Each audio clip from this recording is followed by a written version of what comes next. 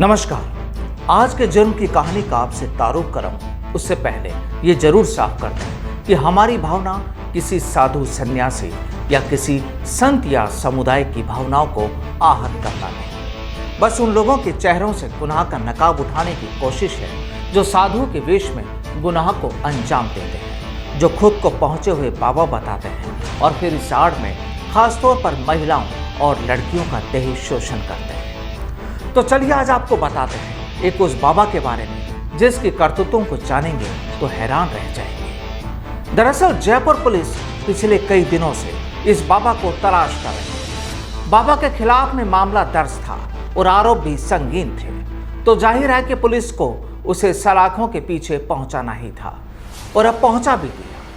आज जिस बाबा की कहानी से आपको रूबरू करा रहे हैं उसे जयपुर की भांकरोटा पुलिस ने गिरफ्तार किया है।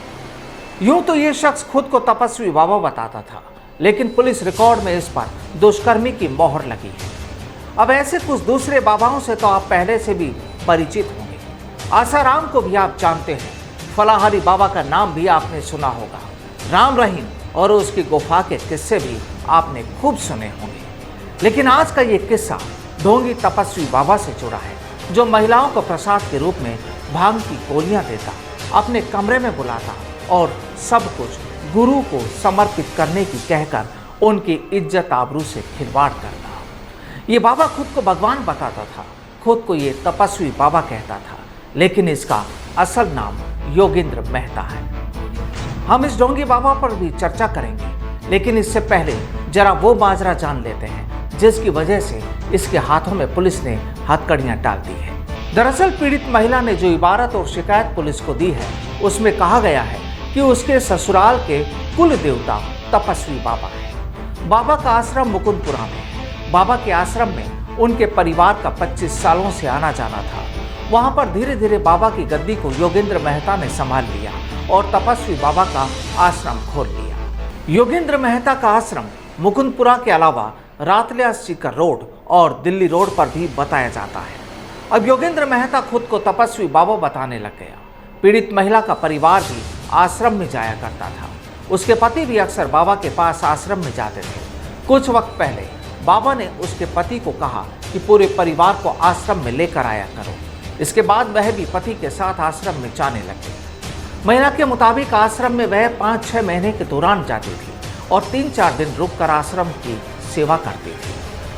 अब कुछ वक्त तो आश्रम में ठीक चलता रहा, लेकिन बाद में कुछ अलग ही तस्वीर तैयार होने लगी।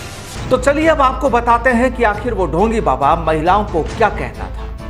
ये ढोंगी बाबा कहता था कि मैं ही भगवान हूं, तुम मेरी सेवा करो, सब कुछ गुरु को सौंप दो। दरअसल इस आश्रम में रोजाना रात को 8 से 10 महिलाएं रुकती थी। विवाहिता का आरोप है कि उसे एक दिन रात को बाबा ने छत पर जो कमरा बना था वहां पर बुलाया। कमरे में उसे एक गोली दी और कहा कि यह प्रसाद है।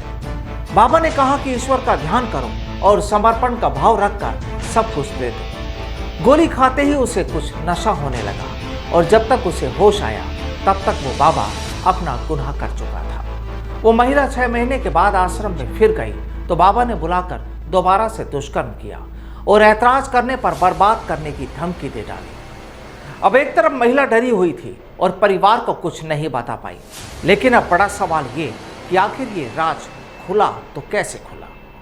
चलिए वो भी बता देते हैं। दरअसल कुछ दिनों पहले जब महिला का पति अपनी 20 साल की बेटी को आश्रम ले जाने लगे तो महिला ने इनकार कर दिया, ऐतराज जता दिया। आखिर पति ने जब ऐतराज जताने की वजह जानने की कोशिश की तो फिर महिला ने पूरा वाकया बयान कर दिया, यानी बाबा की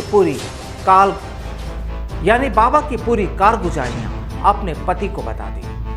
लेकिन अब जो बात हम आपको बताएंगे उसे सुनकर आप चौंक जाएंगे। दरअसल जब महिला ने अपने पति को खुद के साथ हुए गुनाह के बारे में बताया और बात जब परिवार के दूसरे लोगों तक पहुंची तो खुलासा हुआ कि घर की 2 दूसरी महिलाओं से भी बाबा अपनी करतूत को अंजाम दे चुका था। वो शैतान बाबा भाभी और जेठानी को भी अपनी हवस का शिकार बना चुका था।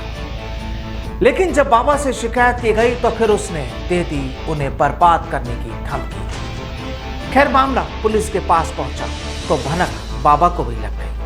और वो फरार हो गया। खैर, बकरे की माँ अब कब तक खैर मनाती।